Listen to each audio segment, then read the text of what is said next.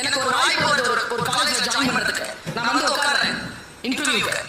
பக்கத்துல என்ன வெளியில போன சொன்ன அந்த டீச்சர் உட்கார்றேன் இன்டர்வியூக்கு. 2 பேருக்கு மேல.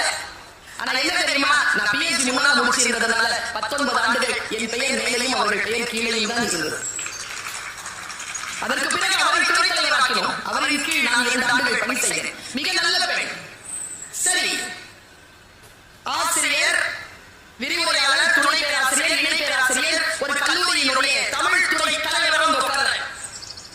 வெறித்தனமாக படிப்பதை தவிர்த்து வேறு எதுவும் என் வாழ்க்கையில் எனக்கு தெரியாது. படிச்சுட்டு இருந்ததுனால துறை தலைவராக உட்கார்ந்த 1 மாத இடைவெளிக்குள் அரசிடமிருந்து ஒரு ஆணை.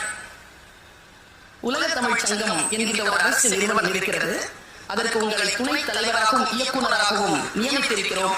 நீங்கள் அங்கே வந்து 3 ஆண்டுகள் பணிபுரியவும்.